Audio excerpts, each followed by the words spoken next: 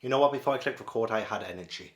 And now I don't. But that doesn't matter because today we are doing my 24 manga in 24 hours challenge. You may have seen this challenge before if you are quite familiar with BookTube. There are a lot of BookTubers who love to do this 24-hour reading challenge. It's essentially where you get your timer on your phone and you put in 24 hours and you hit the timer and you read. And you pause the timer every single time you stop so that the timer is continuously counting down as you're reading. I want to do that with manga. I want to do a 24 manga in 24 hours challenge. I'm just way too old to be trying to stay awake for 24 hours doing these reading challenges anymore. So I want to pick 24 volumes from my shelves right now for this challenge. I have done a 30 manga in 30 days challenge. If you want to check that out, I'll link it down below. This will also be spoiler free, so if you haven't yet read this manga, don't worry, I will not spoil anything for you. So you can just like hang out, chill, say if I make the challenge. If I don't read 24 manga in 24 hours, I don't know, I have to like live stream naked on YouTube or something, I don't know. And for everyone asking, a complete berserk reading vlog is coming. It is coming, okay, it's coming, I promise. Anyway, 24 manga, what have I got? I've got nothing. I've got nothing to read. The Girl from the Other Side, that's one. Oh, maybe Pokémon Adventures. These are huge actually. When I'm trying to think of it like a 24-hour reading challenge, these are quite big. The idea is that I will finish each of these in an hour. Let's just make it harder for myself. JoJo's Bizarre Adventure. A Man and His Cat. This one looks very nice and short. Bit of Alice in Borderland. I've heard great things about this. Wasn't Blue Lock on the biggest selling manga of 2023 list? I think it was. Dorohedoro. Yeah, Dorohedoro. Fire Punch. I'm not reading all of this. Get out of here with that. I'm not reading all of this. This is an omnibus. This has 2 volumes in it of Homunculus. I'm going to say things so badly in this video as well. I will read the first volume of this. Yeah. Made in Abyss. The summer Hikaru died.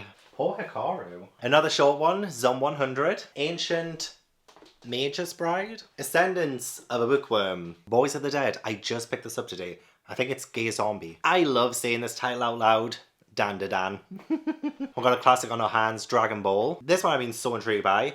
Higurashi When They Cry. Komi Can't Communicate, Laid Back Camp, which was a recommendation from one of my favourite spooky snacks. Picked up Lone Wolf and Cub. I think this is an old one. I think this also might be a classic. Mashle, Magic and Muscles. That's a lot of M's. Moriarty the Patriot. Oshi No Ko.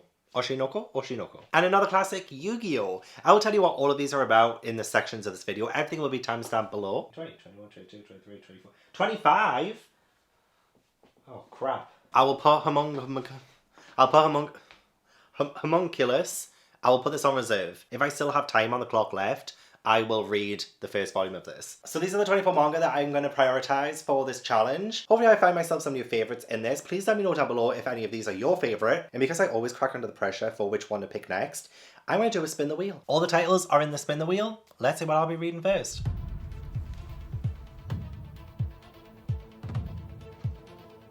Oh, that was so close to being JoJo. Okay, nice. We are starting with something that's pretty small. I'm excited. Okay, 23 hours, 59 minutes and 59 seconds on the clock. It doesn't let you do 24 hours exactly, so this is like the next best thing. But I don't think 24 mangas in 23 hours, 59 minutes and 59 seconds has a really good ring to it. So let's start the timer and begin my first manga.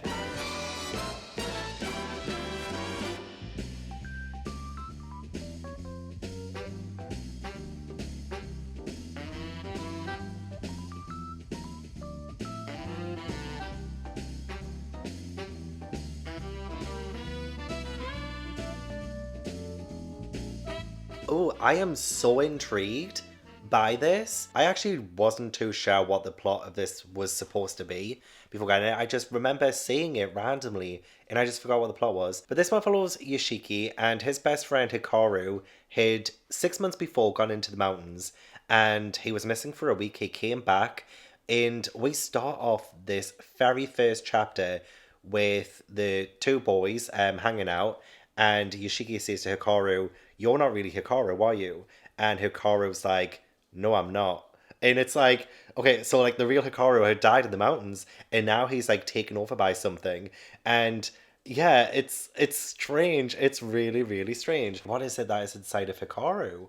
And it's strange as well because his best friend, Yoshiki, is like still wanting to be his best friend, even though he could be this like murderous monster. It's odd. It really is odd. It had like little hints of Junji Ito. I also believe that both boys have feelings for each other too, which again, like I've never read anything like that in this genre. And whatever is inside of Hikaru has all of Hikaru's memories and feelings and all of the things that made Hikaru before. So it just makes it that much more stranger.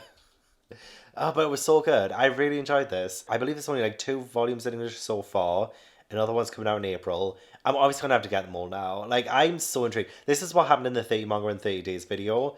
I read so many volume 1s in that video, and I was just like, okay, I need to read the rest of them. And I have so many series that I want to read now. So I'm going to add this one to the list. I was so invested. I have no idea where it's going to go. So good. It was like subtly creepy, and I think it's just going to get more creepier from here. So I have 23 hours and 22 minutes left, and I want to keep up this momentum. So spin that wheel.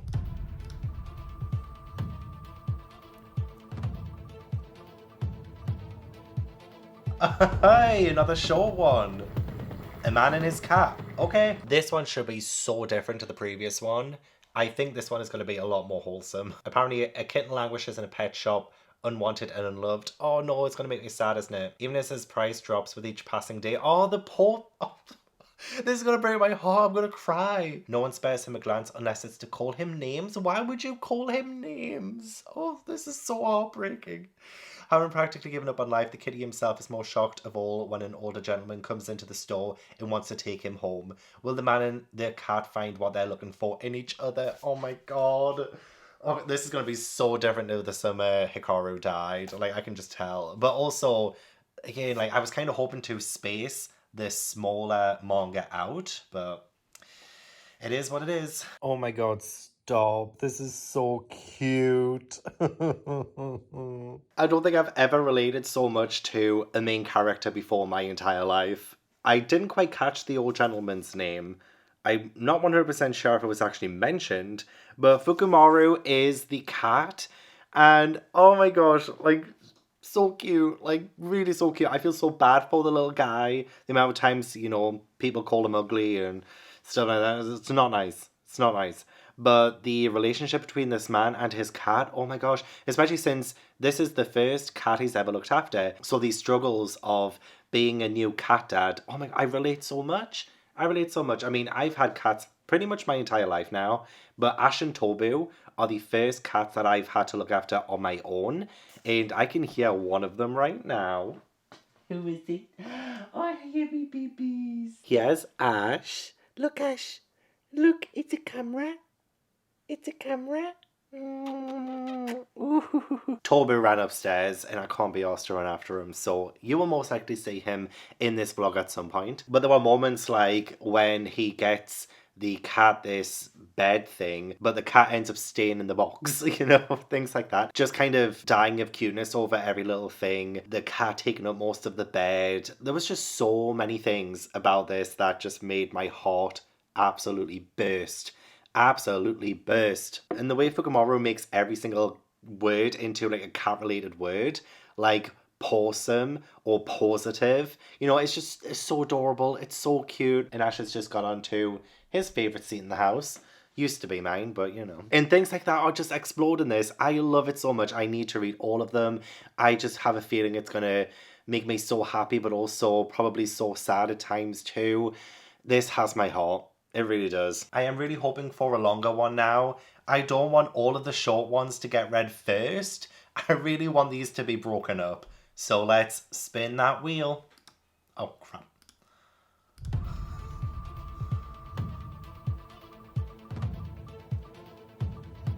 Okay, yeah, that's a decent sized one. Yay. Moriarty the Patriot is a regular sized volume, so it's not as short as the first 2 manga.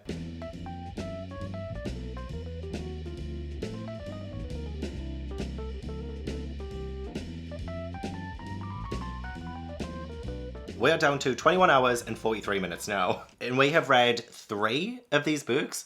I can't really count. I think that's what, 2 hours and 17 minutes?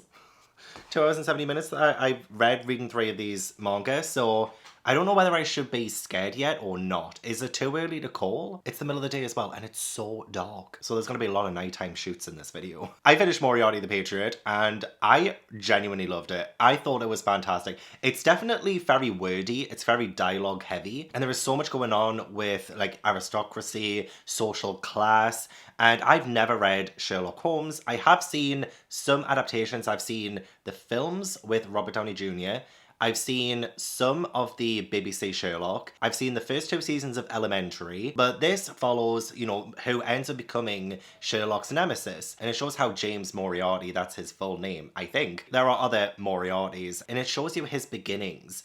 And it's so interesting. The first chapter is filled with history, like backstory on the family and the family that he gets brought into and what he and some others do to that family. No spoilers again, but like it's so dark. And then we go to Durham, which is literally just down from where I live. I live so close to Durham. This is set in northeast England. I'm so happy about that because that's where I live. I live in Newcastle. So obviously Durham University I know of, and it's just so cool to see all of those references to my area. I love the Victorian vibe of it. I love exploring the fact that Moriarty is also like this consultant person. So there was like this mystery in chapter 3 that was very captivating.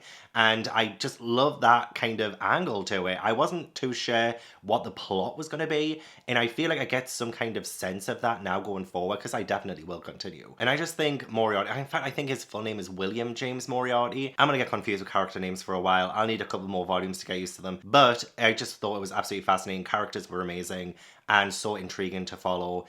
It's going to be a good one. I think this one is one that I'll definitely continue and be in for the long haul. I don't even know how long it is. Is it still ongoing? I think there might be like 20 volumes or something at the minute, which is amazing. I love me a long series. One Piece is my favourite and that is still running. It has 104 volumes in English right now. So I don't mind a long series. So Moriarty the Patriot is definitely going to get continued. In fact, all of the ones I've read so far in this video are going to get continued. Spin that wheel.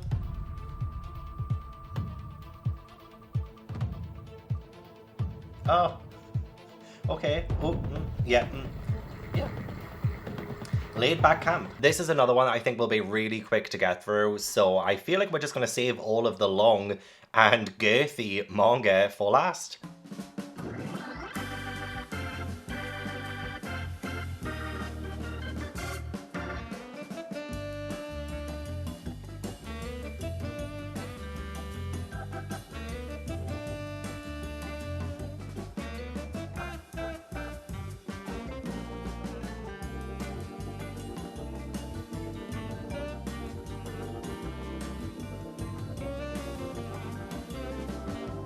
I feel awful for doing this because do I cover my cat or not?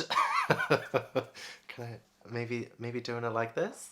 Maybe? This was so cute. Like so cute. I'm scared of camping. Like I seriously am. I have a bit of a fear of camping, but this actually made it so cute and fun and it looks cozy. This is slice of life and I could feel it. I could feel it. I felt hungry. I felt cold, but like in a warm way because this is set during like a cold period. There are characters who are like part of a outdoor exploration club and there's only 3 members /4. I feel like the last main character will eventually join, hopefully, fingers crossed. But she's a bit of a solo camping girly. But the things that they explore is which sleeping bags are thicker and which ones would be more appropriate to take out camping with during this cold season. And there's even a scene where they're like trying to wrap aluminium foil over them and a cardboard box and things like that. Like it's so funny and cute and nice and wholesome, and it made me feel warm despite it being cold, but also made me feel cold because it just felt great. You know, oh my god, I don't even know if I'm explaining myself correctly. The main 2 characters I want to say are Rin, who is the outdoor camp solo girly, and the other one is Nadeshiko. And Nadeshiko, she ends up coming across Rin at the very start, and she's like a little bit lost. And Rin helps her, they camp overnight, and it turns out they're in the same school. And Rin usually goes on these like little solo camping adventures. And Nadeshiko, along with a couple of girls in the outdoor club, are also like, you know, exploring outside, going camping and stuff like that. And it's so sweet and lovely and nice. It's not what I usually typically read. Like, it is slice of life. It doesn't have plot in a way. The plot is the fact that, you know, they have nice hot drinks outside, they have hot ramen, and they're camping. You know, there's just nothing else to it. Just a really damn nice, good time. I've already put volume 2 in my basket because I want to buy some manga, and I just bought manga yesterday. All I want to do is buy manga. How bad is that? It's so close to Christmas. I need to be buying for other people. I don't know what I'm hoping for next. I think any manga will do.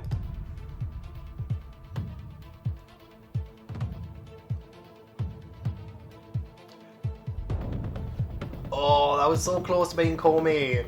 Ascendance of a Bookworm. I mean, I want to make some food first because laid back camp really did make me hungry. But next is Ascendance of a Bookworm, and this looks like it's going to be another potentially cozy kind of manga, but I might be wrong on that. I have not really heard much about this online, so let's give it a go. Okay, I am so dumb.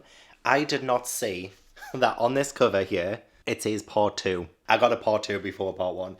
But you know, it's kind of, I mean, actually it's really easy to spot. But like, I didn't realise, okay? So what I've done is I managed to get volume 1 on the Kindle, volume 1 part 1. So I'll be reading it on here, on my iPad. I just can't believe I was that dumb. Oh my god, I literally just, I forgot to click record. I just did my review and I forgot to click record. I freaking loved Ascendance of a Bookworm. I don't understand how I'm reading just great manga after great manga. I'm loving everything I'm reading in this vlog. Ascendance of a Bookworm is so freaking good. And I did read the right one. And it follows a college girl. Okay, like this happens on the first page, so it's not a spoiler. On the very first page, there is this college girl. She loves books. She absolutely loves reading. Books are her life. But on the first page, she is crushed to death by her books. And she wakes up in the body of a 5-year-old girl who lives hundreds of years in the past when books weren't really a thing. And now as this like young girl, she has this challenge of trying to make a book herself. And she's part of a whole family. She has a sister, a mother, and a father. And now she has to deal with poverty from that time. And also maneuvering herself in the body of a 5-year-old girl. And it's just so amazing. I loved it so much. It's just such a unique premise. I loved her drive. I mean, despite all the problems that she faces as a 5-year-old girl, it's just so admirable because I would not be thinking about books. It would be the last thing on my mind if I woke up hundreds of years in the past in the body of someone else. But I love it. I already have done a big manga shop today. And now I'm just going to buy all of the Ascendance of a Bookworm. It's like just over a week until Christmas. What am I doing? If you haven't read Ascendance of a Bookworm, please do it. It's so good. Be a good one. Ah, this one's different. Dan, which I love saying out loud. What in the world is this? I let you suckle my teats if you let me gobble your schlong. What in the world? He's a child. We will now perform the sex act. What the fuck? I have his schlong now. As long as I have his schlong, the curse on the youngster will remain in place. Like, what the hell, man?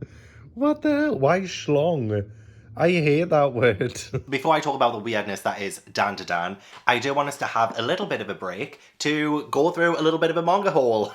Yes, a manga haul break is much needed right now. And all I want to do right now is buy every single available volume of Ascendance of a Bookworm. I'm obsessed. I'm obsessed right now, but I already bought all of this. I can't buy anymore until after New Year at least. I want to get this one out of the way because I believe it's manhwa, not manga, and that is The Horizon by JH. I saw this on, I think it was Super Eyepatch Wolf's channel, and I really want to read it. It seems really intense, really sad, and really scary. So it's in a world where everything's been lost and there is a boy and a girl. I think they might be brother and sister, or they might just be friends, and they're alone together. It sounds a little bit like Grave of the Fireflies in a way. I don't know if that's a good comparison or not, but I'm actually really excited and scared to read it. But the manga, I got Moriarty the Patriot Volume 2. Really excited to be continuing on, as well as Laid Back Camp Volume 2. I think I'm just going to end up reading this in my own time, just when I'm feeling something cozy and I just want those warm vibes. And also the second volume of The Summer Hikaru Died. I really can't wait to read more of it. I'm so intrigued by what's going to happen next,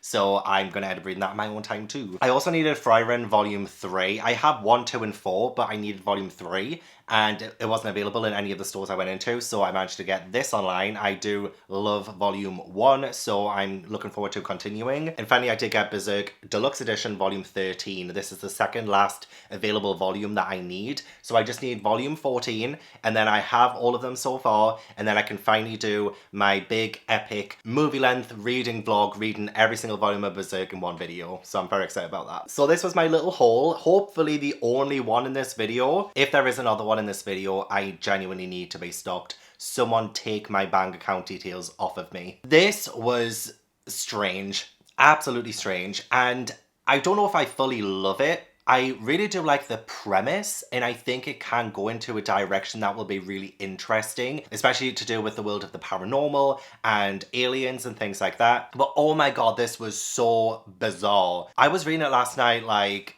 what am I actually reading? It got a bit pervy as well with the main character. I believe they're in high school. I think they're around 16 years old. So it made me uncomfortable when those pervy moments would happen. So I don't love that, but I also need to remember that this is a totally different culture. There is so much manga that's exactly like it in terms of how they portray female characters sometimes. So I acknowledge it, I don't love it, but I do like the characters themselves for their personalities. They have such great chemistry. So we follow Momo and Okuran. Momo believes in ghosts, but doesn't believe in aliens. And Okuran believes in aliens, but does believe in ghosts. So this very first volume, in the very first chapter, they say to one another, you have to go to this haunted spot, you have to go to this place where aliens get in contact, and you have to kind of like find evidence and you will believe. And the thing is, both of these characters end up experiencing the opposite things. So Momo does end up encountering aliens, really, really pervy aliens, by the way. And Okuran runs into a really pervy old woman ghost who wants his schlong.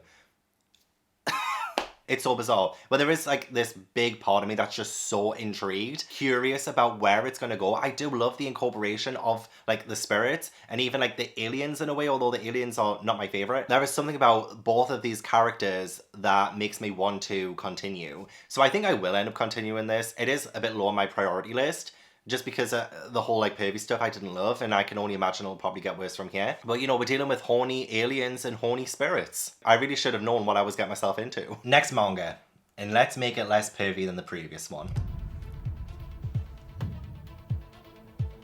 There's no sound, I'm so sorry. Ooh, nice choice. Alice in Borderland, which I believe has been really popular at the minute. Okay, firstly, let me correct some wrongs of the past. I had bought Slam Dunk specifically for this video. In fact, I actually accidentally bought it twice. And I, for some reason, did not pick it off the shelf earlier in the video. And so I'm going to replace Boys of the Dead with Slam Dunk. And if I do have time left in the 24 hours, then I will read Boys of the Dead, just like I will read Homunculus. So this is currently out. Slam Dunk is currently in. I apologize for the mistake. So Alice in Borderland, I heard that it was a little bit like Squid Game in a way, but not. And I can definitely say the relation to Squid Game. But yeah, this just like blew my mind. This was so incredibly exciting. There are 3 guys. I can't remember any of their names right now. This is the thing about reading so many new series in one video. There are so many new character names to remember, and I don't remember any of the main characters' names. I just remember how exciting the plot was, and I actually ended up reading the full thing. I think this might be an omnibus, because it said part 1 and then part 2, so I ended up reading like 2 volumes by accident when I really should have only read 1. But I read both parts, and I'm so glad I did. So these 3 guys, they aren't the best of people. They seem quite like scumbaggy at the start, and I wasn't sure if I was going to like them. And, you know, the jury is still out on that. But they say this fireworks show out of nowhere, and they are transported to Borderland, and they're instantly thrust into this game of like flaming arrows and stuff. And I mean, that game itself didn't really excite me, but I was so intrigued by the fact that we just woke up in this whole new place, and it was like, what's going on? Like, what is this? They have these visa things where there are these cards, and the cards tells you the difficulty of that game. So like 3 of clubs or something, and the clubs also mean something else. Like, I think the clubs was maybe a physical game or a mixture of physical and mental kind of stuff. Anyway, there's a lot to remember about the world building, and I will get there because I definitely do plan on continuing the series. But yeah, the visas have like how many days they have remaining in Borderland, and like say if they won a game that was a 3 of clubs, they get 3 days on this visa, and when the visa runs out, they die. So they had to keep playing these games and get more days on their visa. And so they played a really exciting game in the second volume or part. And I'm so glad I read up to that point, because now I'm even more intrigued about what's coming next.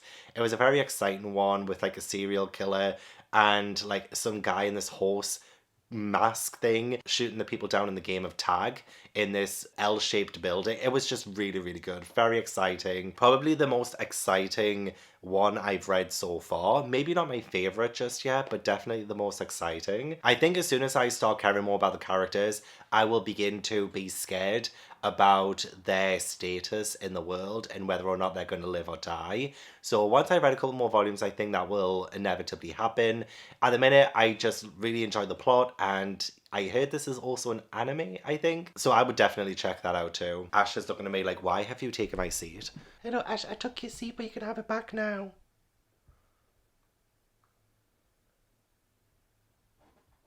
Oh. Here comes trouble. Yep, I knew it.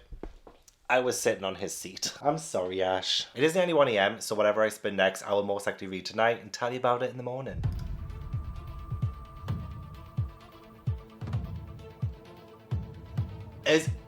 Oh! Okay.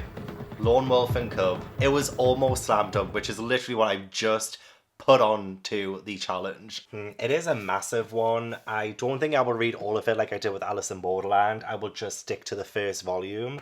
But yeah, I'm not too sure if this will make a very good bedtime story.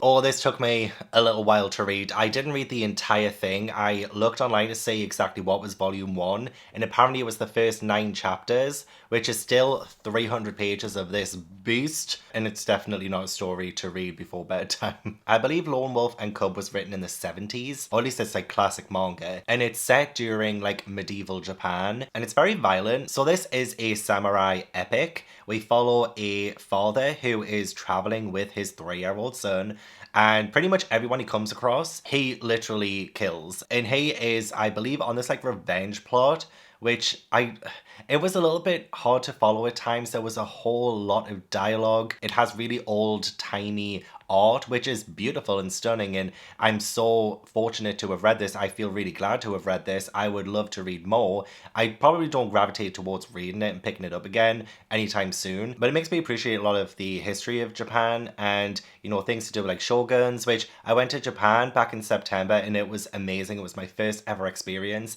and I learned so much going to different temples, different shrines, and finding out about the culture of Japan. And reading this made me feel like I was back in Japan. The father and son dynamic too, the fact that this father is just going around with this 3-year-old baby. That's why it's called Lone Wolf and Cub. He is the lone wolf and his baby is the cub. And it's just odd.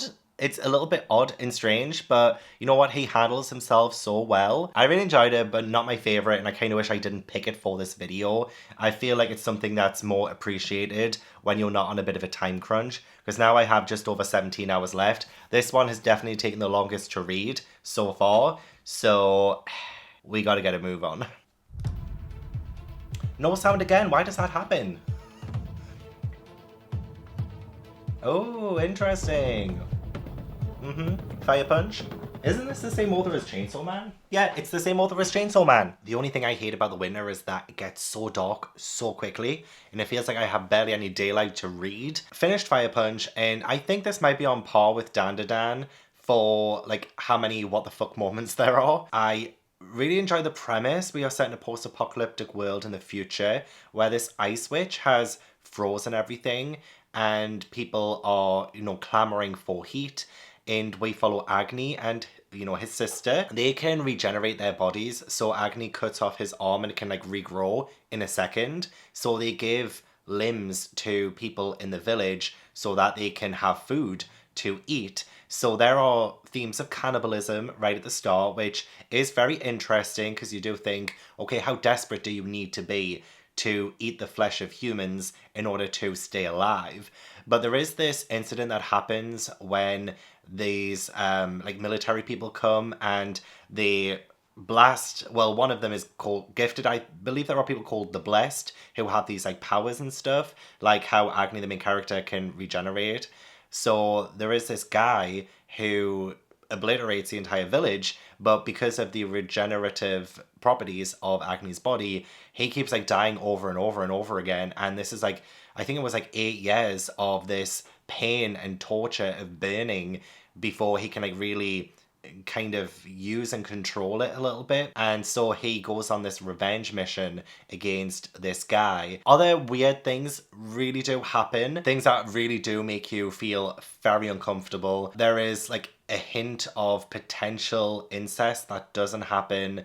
There is also a hint of bestiality that doesn't happen, but like it's just so strange and so bizarre. It is up there with Dandadan for like how strange and bizarre it is. I don't know how I feel about it. Again, I am like really interested in the world and the plot. Yeah, it's a bit messed up, man. It's a little bit messed up. I would probably continue because I've just researched it there and there are only 8 volumes of this anyway. So I feel like I could stomach another 7 volumes because I do kind of want to see how it unfolds and what happens at the end. And 8 volumes isn't too bad. I flew through this. I have 16 and a half hours left. So it didn't take too long to read at all, but not one of my favorites of this video so far. For loads of reasons. But you can always rely on manga to have so many out there concepts. So I didn't love Lone Wolf and Cub and I didn't love Fire Punch. So I hope the next one that I pick will be another favorite of mine. Like I would really love to discover something as amazing as Ascendance of a Bookworm again. You know what I mean? So let's spin the wheel and hope for the best.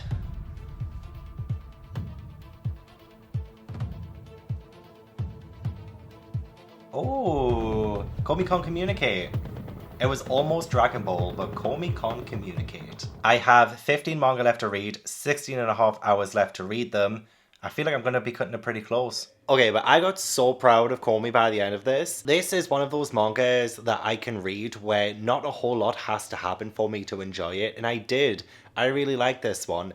It follows Komi, who has this like really bad social anxiety, like she literally cannot talk to people, and it gives people the wrong idea. And I love the exploration of that because a lot of the times we do judge people sometimes a little bit too quickly. What's really funny about this though is that Komi's classmates thinks that she is like the best thing ever, you know, like they see her as like mysterious and alluring, but there's only one other person, I believe his name was Tadano, not too sure how to pronounce that, I think it's Tadano. He sees through that and he wants to be like Komi's friend and help her to communicate, and I was getting so proud of Komi, like the more that she was kind of getting through that social anxiety. She still has a long way to go, but I found it so cute and wholesome. And this is part of the plot, so it's not really a spoiler. But Tadano tells Komi that he will help her to make 100 friends because that is her goal, that is her dream. And it's just so wholesome and so lovely. There were some things I didn't love. I think sometimes the humor didn't quite hit. But I'm so excited to see where Komi goes from here. I really do want her to succeed. I feel so much relatability to her at the minute. I've also been experiencing some social anxiety for the past like year and a half since becoming full-time on YouTube. So I personally did take quite a lot from this. I also really liked how short the chapters were and how episodic it feels, but also obviously it has that larger narrative of like Komi getting out of her shell. But it made this read so quickly. And there are so many places I can go in the future future with that. Like so many things it can tackle, different situations that she has to overcome. It was really funny as well when they were doing like the class president thing.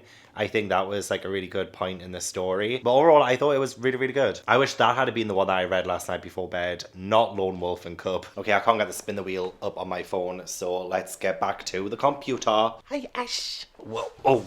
Do you not want to come and read manga with your daddy? No. No. He's a little bit like Komi himself, he can't communicate. It is a little bit annoying that I have to keep logging onto the computer to get the wheel up. But what do I fancy right now? I feel like I fancy something like JoJo's, maybe. Maybe a little bit of Pokemon, or maybe a Higurashi, actually. I wouldn't mind another sort of horror manga. At least I think that one's a horror. Let's spin the wheel as it was like spinning over it. Come on. Okay, none of the ones I mentioned. Oh, so close by Mashle, but it's Oshi No Ko. This one's a little bit thicker than Komi Can't Communicate, so it might take me a little bit longer to read. But I hope there's some kind of horror element to it. I really fancy horror now. Okay, this is another weird one. Why do I keep doing this? I swear, I think this book changed premise like 3 times during it. I was really expecting something that would be way more problematic than it turned out being. Like, I don't think it was problematic. It definitely pushed the boundaries a couple of times, but I thought this was so good. I got like really sad at the end too. I feel like I kind of remember why I picked this up in the first place. I think somebody who I watch on YouTube mentioned the premise, and I thought the premise sounded good and weird, but I totally forgot what that premise actually was because it doesn't even really say on the back exactly what that was. But essentially, there is this idol called AI. I'm not too sure how to pronounce it, but she is an idol, but she is 16 and she's about to give birth to twins. And it's a secret, nobody is supposed to know. And at the very start of this, we have this gynecologist who is a huge fan of her, and he is actually murdered by a stalker, and he is reincarnated as this idol's baby. As one of the twins. And yeah, he still remembers his life before. And there is a lot more that happens in this as we adjust to life as this baby. But there's also an element of a revenge plot at the end too. And it was so surprisingly good. I can't get over the premise though. It is so odd and bizarre and weird. I'm like, why do I keep picking these weird and bizarre premises? They always stand out, though they always do. And I do really enjoy the wackiness of them. Yeah, I'm like, okay, maybe I just need something a little bit straightforward next because they keep blowing my mind. Fire Punch had a really weird premise too. That was like, oh, okay, Ascendance of a Bookworm. Again, like that had another sort of reincarnation storyline. Oh, I mean, Fire Punch didn't have reincarnation. It was like the regeneration of limbs and stuff like that. So yeah, always in awe of the minds of these mangakas and what they come up with. I really am. It was just so interesting. I'm saying this about every single manga, but I really do think I've picked a really good bunch of manga to read. Also, my copy has pages where it looks like the ink is running out on multiple pages like this. And then it's like absolutely fine on the next page. You know, like it happened to about like 5 or 6 page spreads. I'm just like, maybe it's just my copy because I don't think that's supposed to happen. But I'm definitely going to be reading more of this. You just watch. I've only read 3 volumes of manga today. How am I this tired already? Need to get myself some coffee. But firstly, I need to spin that wheel.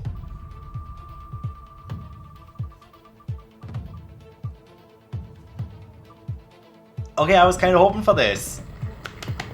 Yay! I was hoping for that one. I think this will be perfect to read with a fresh cup of coffee. But JoJo's Bizarre Adventure, I think a pretty decent start. I wasn't sure if I was going to love the art style to begin with. I got used to it by the end of the volume. The body proportions were all over the place, but I think that's just something I might have to get used to. Didn't fully capture my absolute interest all the way through. In fact, I was just getting so sick of one of the characters, Dio, and I just wanted him to die, I'm not gonna lie. I just wanted someone to take him out. But I did really like Jonathan Joestar, who is JoJo, and I liked him. I thought there was some relatability to him. and I was rooting for him. I think this did a really good job at setting up the foundations of the main characters. At the very, very start of this, actually, it was really weird because we start off with like this cheeky panel, so I was like, oh gosh, it's gonna be a little bit like Berserk, you know, like how Berserk starts. But I kind of like how we have some colour to begin with, and then it goes into the black and white. I kind of like how that happened. So yeah, hundreds of years ago, we are with the Aztecs, and there is this mask. And when there is blood put on the mask, these bone things come out of it and attach itself to your face. And I guess this cult, this clan, thrived for many, many years until one day they just disappeared. And now, hundreds of years later, this is set in the 1880s, which is a really cool setting. The mask is now in the possession of the Joestar family, and Dio, he goes to live with the Joestars, and all Dio wants to do is pretty much murder the Joestar family and take their fortune. And he's just such a little dick. I really hated him. I don't think I will ever like him. What he does in this volume, I don't think is ever forgivable. But we end on a really good cliffhanger, so I am actually kind of excited to see what happens next. I do have the rest of the Phantom Blood books behind me. You can kind of see a little bit there. So I most likely will continue at my own leisure. But it didn't blow me away. It was a decent start. Oh, look who jumped up on me. Oh, it's Ash. It's Ash. Hello, Ash. I can't tell why this series is running so long, just based off that first volume alone. So I would like to stick it out and just see what happens next. Not my favourite one from this video, but definitely not my least favourite. I genuinely think I will be able to fit in more manga in this challenge. Hey, happy days. But let's find out what I'm reading next. Oh, so close to being Higurashi. Oh, okay. First sports manga of the video. The only other sports manga that I've read so far is the first volume of Haikyuu, and I really enjoyed it. So Blue Lock will be the second sports manga I ever try. I'm gonna be straight with you, and it'll be the only time I'm ever straight. I do not love soccer, but this actually entertained me. I was actually enthralled throughout, really. So Blue Lock is, you know, soccer. And Blue Lock is actually like this place where 300 people have been invited. And as soon as they step in the building, they got their phones taken off them. They don't really have contact with the outside world. And there's like 300, and they're all ranked. In our main character here, Isagi, I think his name is Isagi. And yeah, he's like rank number like 299 of 300. There is like competitions and things.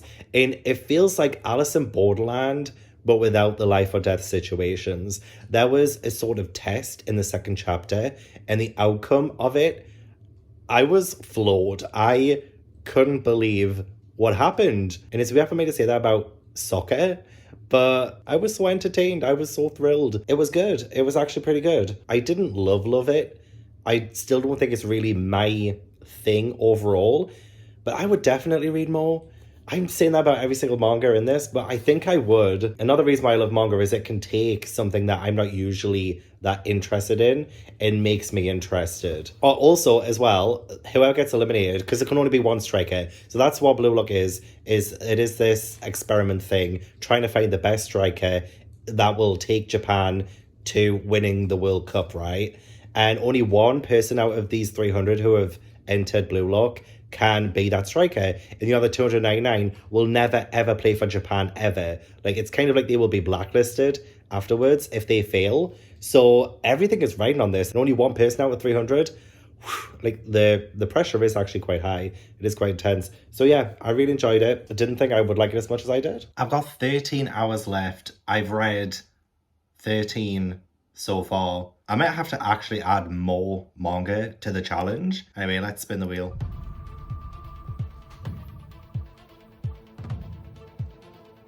Is it gonna be the one? Is it gonna? Yes! Yes! Higurashi, yes! I wanted the one that was gonna scare me, hopefully. I think it's a horror. It might not even be horror, but oh, yes! I was hoping this one would come up. Where is it? Higurashi, When They Cry, Abducted by Demons arc. Why? Why? Just why? I thought that we would have another pervy manga on our hands at the start of this, but it ended up not being pervy. I mean, there was definitely moments, but I love the fact that this focuses more on the murder aspect of it. I didn't realize this, but it tells you about halfway through that this was based off of a game, a sort of murder mystery game, and I had no idea. So we follow Kichi, and he goes to this really small village, and there's only one school for people his age, and he ends up joining this gaming club, and it seems all normal and fine at first, and there's like this really subtle, sinister tone to the whole thing. And there is this random photographer who then tells Kichi about this random dismembered body that was found 4 years before. And it turns out that every single year on the day of the cotton drifting, somebody gets brutally murdered and another person disappears. And there's this whole element of, being abducted by demons, which is what the arc is called. And that's pretty much all you're told. It can get really gory and really brutal, which I really enjoyed. I don't think there was like a whole lot of depth with some of the stuff that's going on. I think you can kind of tell at points that this was meant for a different medium. There were some characters I really liked. There was a character who kept going, "It's adorable," and it was kind of funny. I like the main character as well. He seems very fun, but also very determined to find out what's going on. Not the scariest horror manga I've read. I think this might end up getting more scary as it goes on. It definitely ended with what is potentially the scariest moment of the volume. I thought, damn, like, that is actually kind of terrifying. There's also like a really cool color section nearish the end. No, it was good. I like this whole little village vibe and the mystery of what's going on. Is Kichi gonna be okay? Are they safe? Are they in danger? I have so many questions. It is actually ridiculous that I've read all of this, well, apart from all of like Lone Wolf and Cub, but I pretty much read all of this and I still have 12 hours and 7 minutes left. I'm not even really halfway through yet. I'm just about halfway through. I need to slow the fuck down. Time for wheel spin number 15? I think 15. 1, 2, 3, 4, 5, 6, 7, 8, 9, 10, 11, 12, 13, 14, 15.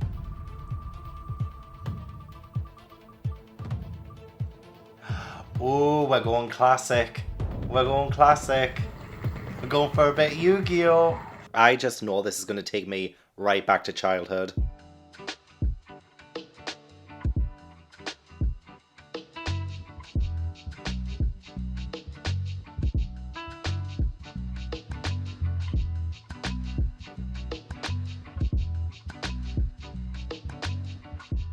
I thought I knew what this was from when I was a kid. I definitely heard of Yu-Gi-Oh! But I honestly started reading this and I was like, wait, hang on, what is Yu-Gi-Oh?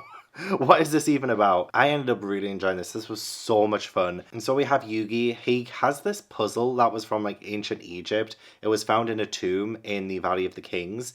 And, nobody solved it after like thousands of years. And Yugi ends up solving it and he gets like possessed by like this Shadow Games master thing. So whenever Yugi is faced with somebody who hurts him or his friends or anyone like that, the kind of master of the Shadow Games takes over Yugi and challenges somebody to a game. And each chapter is a different game, a different kind of scenario, and they were all so much fun. What I love most about this though is that even the author of this, the mangaka Kazuki Takahashi, he makes the manga itself a game. So there will be a panel where there's loads of people and the mangaka will write, "Where is Yugi in this panel? Answer is on this page." And you have to like kind of play along with the things that the mangaka is doing. It's so much fun. There's even, one of those mazes that you can do yourself, a sort of spot the difference thing. It's just so fun and interactive. I genuinely thought I knew what Yu-Gi-Oh was But then I read this and I was like, wait, I don't know. Yugi as a character as well, I felt so bad for him, especially in the first two when he was like really badly bullied. But I love the friends that he makes, and I love the character journeys that they go on, even for the first volume. Some exciting ones. There was one about a guy who escaped prison, and that one turned really serious. I was actually quite surprised at how dark that one turned out. And I know this one's a little bit of an older one, but I still think the art style is absolutely fine. I would definitely read more of it, and I can't wait to read more manga of things that I know that I enjoyed as a child. I definitely used to love Pokemon, but for some reason Yu-Gi-Oh just didn't come back to me. So I must have remembered something totally different to Yu-Gi-Oh, but I just don't know what that was. I have 10 hours and 46 minutes left. It took me a little bit longer to read this one because I had one of my cats lying on me at the time and trying to turn the page while also trying to snuggle him to death was like really hard to do. So it took a little bit longer to read, but it didn't take away any of my enjoyment. Now I want a really good bedtime story, not something like Lone Wolf and Cub. I want something that I can actually read in bed and fall asleep afterwards, feeling all nice and warm inside. So I don't think I have anything left that will do that for me. But let's try it anyway.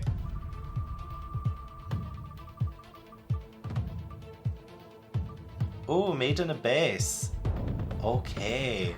I can't tell if that will be a good bedtime story or not. But I do believe that Emily Rudd, who plays Nami in the live action One Piece, I think Made in Abyss, the anime, is her favourite anime right now, or something like that. So if Nami likes it, I'm pretty sure I will too.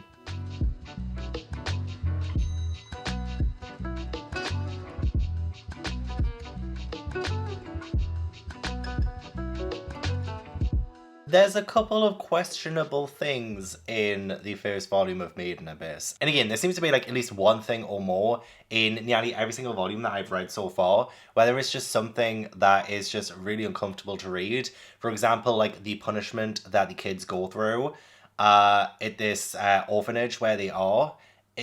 Yeah, I didn't like that. However, I did love the idea of the Abyss. So we have this town that's built around this underground cave, but this underground cave is massive. The further down you go, the less likely it is that you can come back up, and there are different levels, and there are different things that happen to you when you try to ascend again from different levels. And it sounds really terrifying and intense, and I love the idea of the Abyss. There is the potential of loads of monsters down there, and our main character, she has a mum who is like very renowned, and she has gone down into the Abyss like years and years and years before and hasn't re-emerged. But one day Rico, who is the main character, she gets a letter from her mum saying that she awaits her at the bottom, and that kind of inspires her to go on this adventure. It is so interesting, is the thing. Like, I didn't fully love it. I was expecting to love it a lot more, and maybe the anime is potentially better. I will say, though, the art is gorgeous. There is shading on the art, and it's definitely one of the most nicely detailed in terms of the mangas that I've read in this video. I love all the shadows. I love the shading. I love everything about the artwork. It's so beautiful. But yeah, the couple of weird moments aside, I think the story is very solid. It is rather imaginative, and I love the illustration of the Abyss. There is just so much potential here, and I cannot wait to explore more. I got the box set of the first 5 volumes, so I will definitely be reading at least the first 5. I will definitely check out the anime too. It says it's older teen. We have characters who are around 12 years old. I have 9.5 hours left. Again, like, I am flying through. I will definitely be adding some to the challenge, and we'll just end up turning this video into how much manga can I read in 24 hours rather than 24 manga in 24 hours, because obviously I'm gonna end up reading more than that. Got myself a coffee and I'm ready for another day of reading manga. Let's go.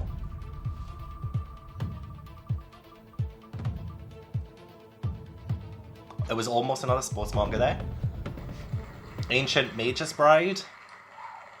Magus. I think it's Magus. Magus sounds right. Can someone tell me why I got a little bit emotional during this one? In this one, we follow Chase, and she is bought as a mage assistant to Elias. And this opens up a world where humans did used to have this sight, and a lot of them are a lot more rare now, who can see things that, you know, are typically like magical or folktale-ish. And Chase can say things, and it seems like she might have a lot more strength and power than we first assume.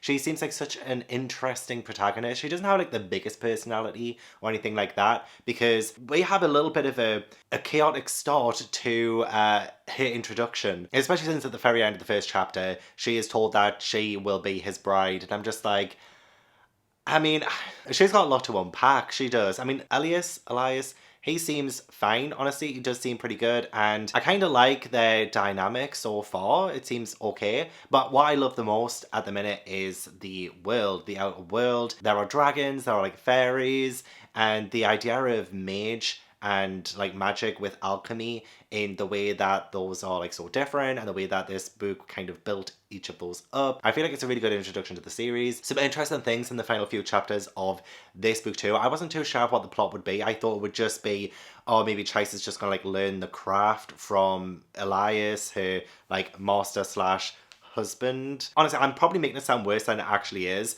Like, it's not that bad, which I feel weird saying, I really do. But I'm not even going to make too many comments on it. There are so many things in the ones that I have already read that, you know, does toe the line. So I'm just going to be very like eager to see where that goes. But yeah, I just thought that the plot of this would just be Chase learning the craft. But it seems like we are going in a direction now where there's going to be like so much more. The world is expanding. I love the travel aspect of it. It's set in like a modern day England, because there are talk of like computers and stuff, but it has this really, you know, old-timey kind of folktale-ish feel to it, which is so charming, so wonderful. But yeah, I really super enjoyed this. Will definitely continue. I forgot to hit record and it's just about to hit the thing. Okay, Dorohedoro. I can't believe I did that. Yay, Dorohedoro. I need to stop starting to talk without clicking the record button. It's happened a couple of times recently. But yeah, I was just saying I've got about 8.5 hours left, and I have 7 manga left to read. Dorohedoro is the latest one that I'm going to be reading. Explicit content, ooh. It's a little bit shorter, so it might not take as long to get through. I'll make a coffee, and hopefully I enjoy it.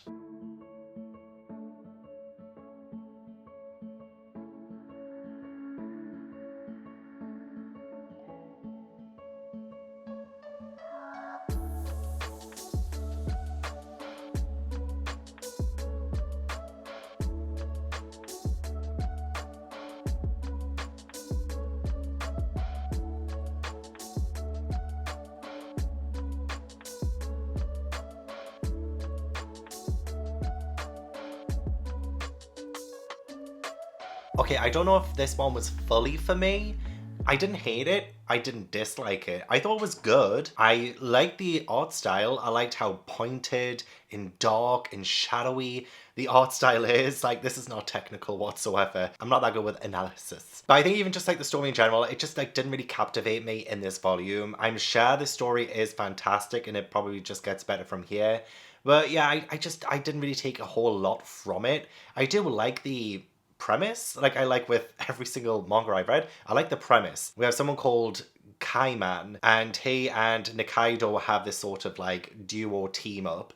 And Kaiman has been like cursed to have this sort of like lizard head, and he also has this like weird man inside. And every now and then Kaiman will bite the head of like a sorcerer, and the man inside will tell the sorcerer whether they're the one or not, the one who cursed him. Yeah, like but at the same time we have this place called the Hall, and there are these sorcerers who are having these awful experiments on people. It's very gory, it's very brutal. I really do love the look of the masks and things that people have. So there are some that look like this really awful like heart, and you know, just really weird random graphic gory things. But I wasn't really taken in by the characters. I don't really love or like or dislike them. I just have really neutral feelings for this. The art style did actually remind me a little bit of Cressida Cowell, who did the How to Train Your Dragon and the Wizards of One series. Like that kind of pointed dark art style. It definitely reminded me of that. It was okay. It was okay. Spin number 19, here we go.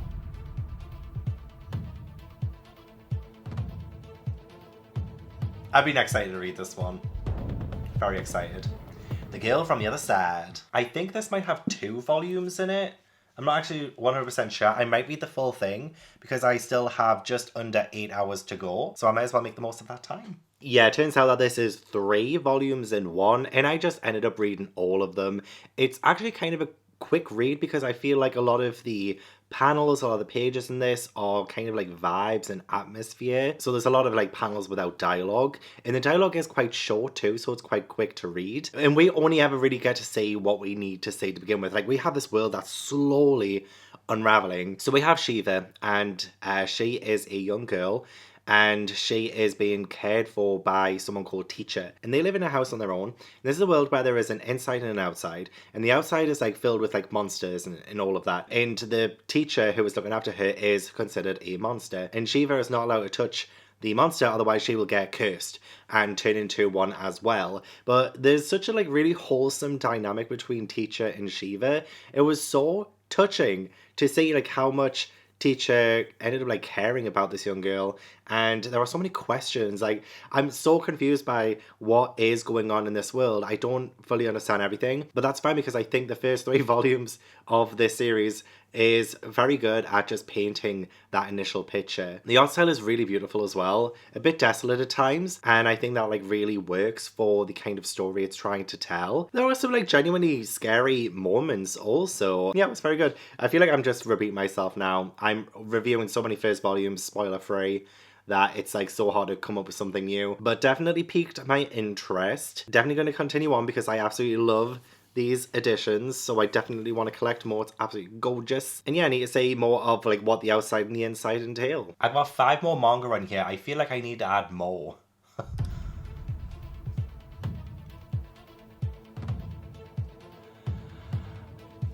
Yes, I'm glad. I'm glad it's a sports manga. We needed another one. I've heard a lot of great things about this one. I think it's a bit of a classic sports manga now, so it does have quite a bit to live up to. I had a costume change because I've just done a movie night with my patrons where we watched The Grinch, and I obviously had to wear my Grinch jumper for it. But I finished Slam Dunk. I can't remember how much is left on the clock now because I'm using my phone to film this. But I think this might be my least favorite one of the video. I apologize. I know this must have so many fans, but I just don't think this one was really for me. This one follows Sakuragi. He is in high school and he is really bad with girls. Like, he's been rejected like 50 times. And I will say, like, I found him charming.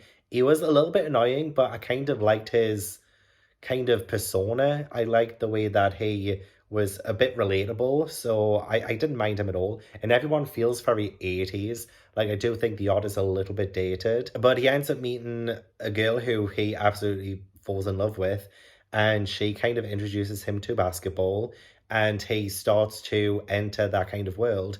And there is a captain of the basketball team who is the brother of the girl that he ends up falling for, and it's his dream to take the team to nationals. So I think that's like where we're kind of going with this story. I just don't really care. I don't really care about what's going on. I don't really care about the nationals thing. I feel like I don't really want to tackle another kind of high school series like this. It feels very romance heavy as well, which kind of does turn me off a little bit. I know this will definitely not be romance heavy throughout. It is a sports manga, so I imagine it's going to get way more into basketball, into the sports, and it's just an introductory thing, but I just didn't really care a great deal about it, unfortunately. I just didn't really gel with the characters. I'm not usually typically into sports, but I do like some sports manga. I really enjoyed Haikyuu, and I really liked the first volume of Blue Lock, so it's not the sports that's the issue. I just, maybe it's a little bit before my time. I don't think I'm going to continue it. But you know, not every single manga in this video has to be a win.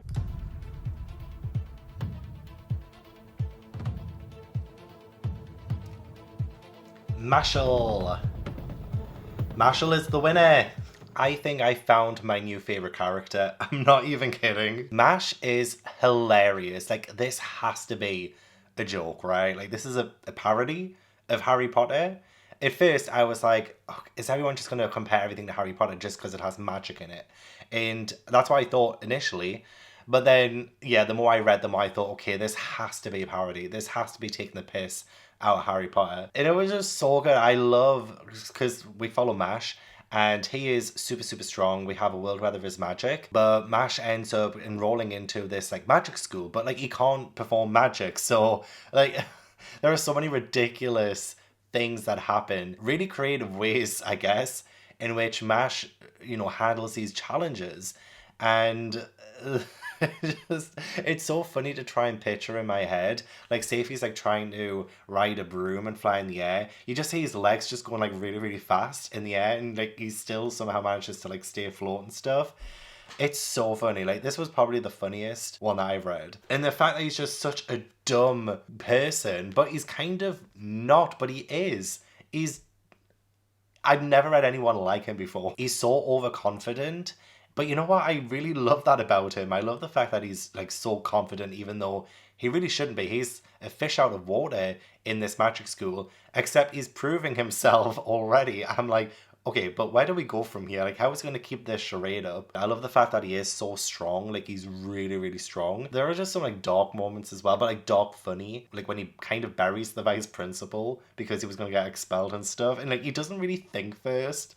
I love that. I honestly do. I love Mash. I think he's a great character. Had a lot of fun reading it. I do like the academy where they are, you know, training. And I like the system as well that they have to earn so many coins. So that kind of gives it a little bit more stakes. I just love the power. He's just like deflecting the magic that the guy is hurling at him at the start. He just like knocks it out of the way. It's honestly silly. It's so silly. And yet I really, really enjoyed it. I'm not gonna lie, I was getting a little bit fed up by this point. I'm just like, okay, I still have 4 hours and 40 minutes left on this challenge. And I just feel like I've gone like too fast. I've only got 3 left on the wheel. Either I should have less time by now or more options at this point. All right, let's spin the wheel for what will probably be the penultimate time. Dragon Ball? Is it going to be Dragon Ball? Zom 100? Okay, Zom 100.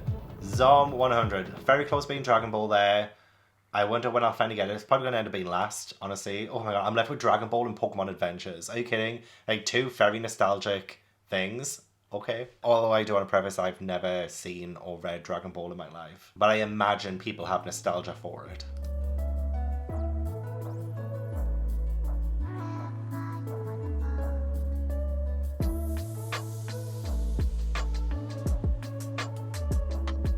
I never thought I would live to see the day where I would say that a zombie apocalypse story would be so relatable. I freaking love Akira. Yet again, like, we are having so many fantastic protagonists that I am discovering in this video, especially the past few have been so good. But Akira, he works at this like really soulless company. Like, they do overtime so much, like they barely ever have a life outside of it, and it's soul crushing. And there's so many moments as well when Akira, I mean, in a joking way, of course, where he's thinking of ways in which he doesn't have to go to work, and some of it is very extreme. But I'm not gonna lie, I used to do that as well when I worked a 9 to 5 and I was just working like a robot, essentially. Like, I had turned into a zombie myself. So I love the fact that we have this character who is working this job that's making him into a zombie, and then we have a zombie apocalypse, you know? It's just so good. And you can't even take this seriously because it's just so funny. Like, Akira, as soon as the apocalypse happens, he's like, oh my god, great, I don't have to go to work. Like, that's exactly what I would do, probably. And the way that he's just so fearless and brave in front of all these zombies, too, it's like, yeah, I haven't had a chance to live my life yet, and this is an opportunity to live my life. I've never read a zombie apocalypse like that. It's always trying to be scary, and I am scared of zombies. You know, I was a massive fan of The Walking Dead for a long time, and even before that, like some zombie movies, but zombies I always found scary. I find anything that looks like a human to be quite scary. Humans just scare me in general. But what I love about this one is that, yeah, the zombies are scary, but because the main character isn't really taking it that seriously himself, I feel like I don't have to, so I can just sit back, relax, have a good time. I love the fact that he has a bucket list too, you know, like 100 things to do before getting turned into a zombie. I love that. I love the idea behind that. I need to read more. I know I keep saying this, but damn, as soon as my taxes are paid, I swear I'm having one big spending session in Forbidden Planet or something, because I want to get all of these volumes now. It was just very funny, very lighthearted, just what I needed. I really like the art style too. It's pretty good art style. And there was a moment in this that actually did make me kind of sad. But I love the fact that it can balance that. It can still make me laugh, but also have those moments where I'm like, oh, okay, like that's a little bit sad. Definitely going to continue this one too. Damn it, I love and hate doing these kinds of challenges because it opens me up to new favorite series, but also the fact that I now have a million manga series that I want to read now.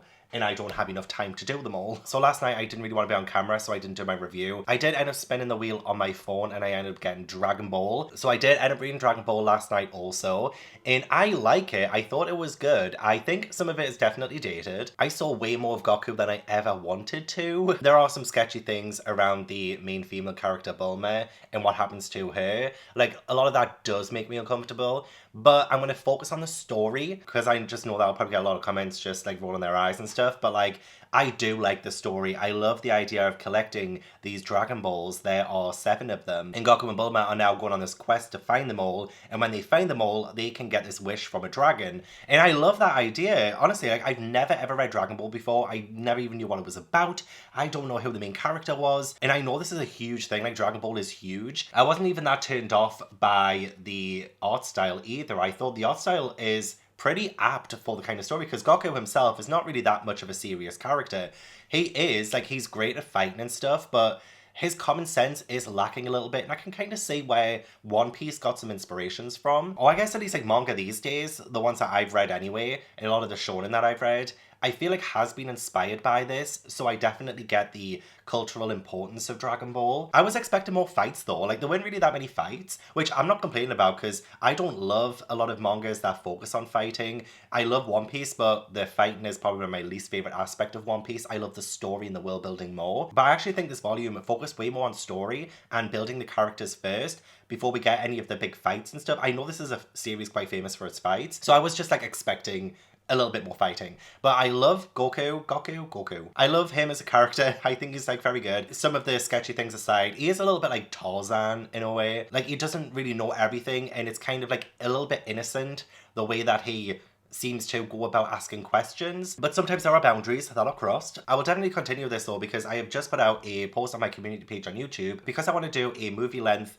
manga video a month where I tackle an entire series, and it's apparently the 40th anniversary of Dragon Ball next year, so November 2024 is when I plan on reading all of Dragon Ball in one video, doing like a movie length vlog for it. So I think that would be really interesting to do. Good job I didn't hate this, because then that would have made it a bit awkward trying to get back into this next year. So this will definitely happen. I'm going to read all of it in one go next year, so subscribe if you want to see that. So that leaves me with Pokémon Adventures as the potential final book for this video. I mean, I still spun the wheel because, you know, completionist's sake, I still wanted to finish it. But I do have 2 hours and 43 minutes left on the clock. I might get through all of this before then. I believe this is, yeah, volumes 1, 2, and 3 in one. So I'll just read the entire thing, because I think I will still have time left over to potentially read one more thing at the end of it. So I kind of just want the clock to run down now. I'm very excited. Pokemon is very nostalgic to me. I used to love it as a kid so much. I used to collect the cards. I used to get like Pokeballs and Pokédexes for Christmas, and it was like my first ever foray into anime. In fact, it was the only anime that I ever watched as a kid, but I loved it so much. So I think this will be very interesting to experience, see what's similar, what's different. It's a good one to end on, I think. Potentially. Hiya, Topu. 1 hour left. So I have about this much left. I actually think this might be the last thing I read in this vlog. I didn't realise it would take me this long to read the first half of this book. I know this is 3 volumes in one, so obviously that makes sense, but still, I thought, oh, I'd probably fly through. It's Pokemon, but no. So I've made myself a fresh cup of coffee. I don't know if you can really see that. Fresh cup of coffee, and I am gonna press play on the timer. Last hour of the challenge. Let's do it. Let's do it. Ah, it started. It started.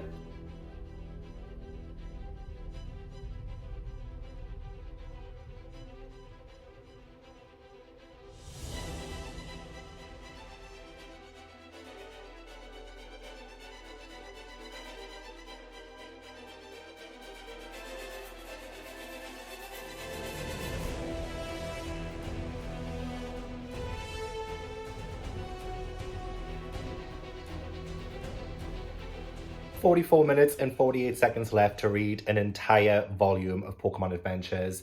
I finished off volume 2, that was in here. 44 minutes and 48 seconds, so essentially 45 minutes. Will I be able to read an entire volume of Pokemon Adventures in 45 minutes? I genuinely thought I would have time left. I got so cocky during this challenge. I was like, oh my god, this is like way too much time. I'm reading too fast. I'm definitely going to have more manga to read in this video. I honestly thought I would end up reading like 27 manga. I mean, obviously not including the volumes that were in omnibuses. I probably have read about that, but that's not the point. I thought I would have like an hour and a half left of this challenge to read what I wanted. I have 45 minutes or just under to finish an entire volume. Otherwise, I've failed my challenge. Why? I genuinely didn't think we would get to this point. I thought I was okay. Oh, okay. Okay, we're down to the wire now. 45 minutes, one volume. We can do this.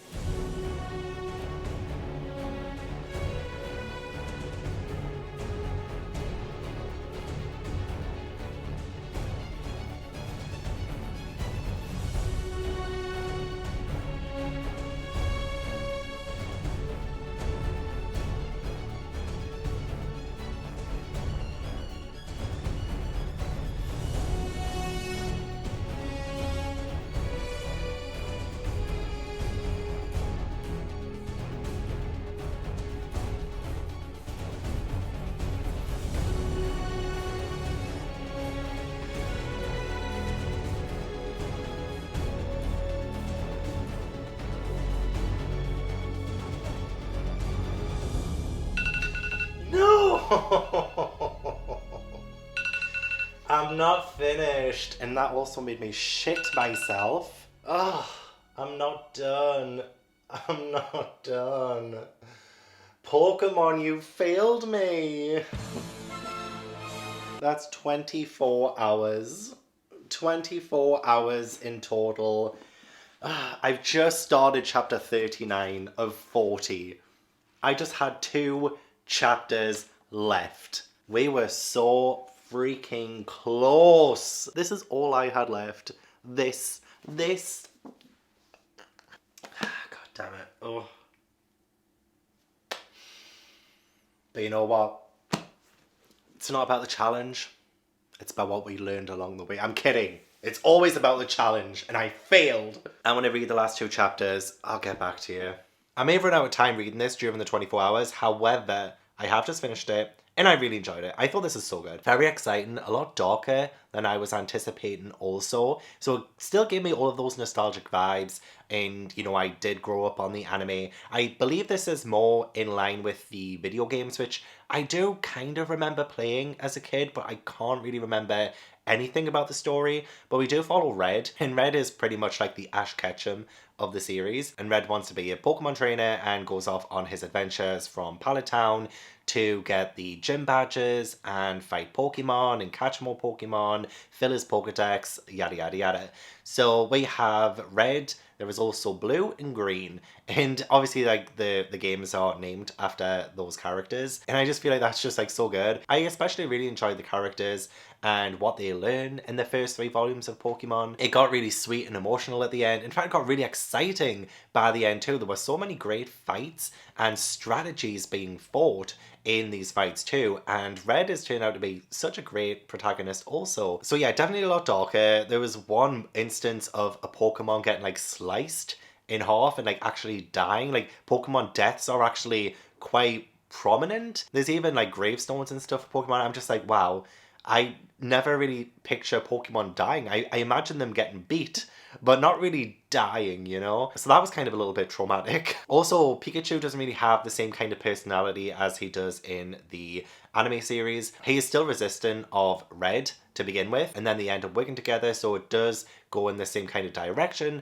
as it does in the anime. But Pikachu isn't really like the sidekick per se. It's more of an equal playing field with Red's other Pokemon. But yeah, blasted through the 40 chapters of this. Not quick enough, of course, but still blasted through. And I would like to continue, but it probably isn't going to be a priority of mine just yet. So those are the 24 manga that I wanted to read in this video. In terms of the series and the status for them and what I want to do to continue, I've had a good think about it, and I can't really continue every single one immediately. There are some that I enjoyed way more than others. So in terms of the series status, the summer Hikaru died, I'll continue. A Man and His Cat, continuing. Moriarty the Patriot, I'm continuing. Laid Back Camp and Ascendance of a Bookworm, I'm also continuing. Dandadan is a low priority. I would like to continue, but it's not really high up on my list. Alice in Borderland I'll be continuing. Lone Wolf and Cub I'm probably going to drop. Fire Punch, low priority, but it is just 8 volumes, so I probably will just continue. Komi Can't Communicate, also low priority, even though I really did enjoy it. Oshi No Ko, I'll continue, because I really did like that one. JoJo's Bizarre Adventure is low priority, but it will be interesting to continue one day. Blue Lock is also low priority. Higurashi, When They Cry, I'll continue. Yu-Gi-Oh! As much as I enjoyed, also low priority. Maiden Abyss, I'll continue. The Ancient Magus Bride, I'll also continue. Dorohedoro, I will most likely just drop. The Girl from the Other Side, I'll continue. Slam Dunk, again, I'm so sorry about this, but will also most likely drop. Mashle, Magic and Muscles, Zone 100 and Dragon Ball, I'll continue. And Pokémon Adventures, yep, is probably low priority. I obviously can't prioritize every single series that I read in this, even though I enjoyed the majority of them. And on top of that, I still have the 30 Manga in 30 Days series that I started to also continue. So there is just so much that I want to read. Like, I'm going to explode. But I'll most likely never do a 24-hour challenge again. So that's the end of the video. Thank you so much for watching. I really appreciate it. Don't forget to leave this video a like if you enjoyed and subscribe if you haven't already. Leave all the comments down below. Let me know what you thought of the video. Let me know your thoughts on the series that I read. Did you agree? Disagree? Are there other series that I should check out? Let me know. I will give a huge thank you to my patrons and my One Piece channel members for supporting my channel. If you'd like to join my Patreon or my One Piece channel membership, then all the links are down in the description box. But yeah, I hope I will see you in the next video. Bye!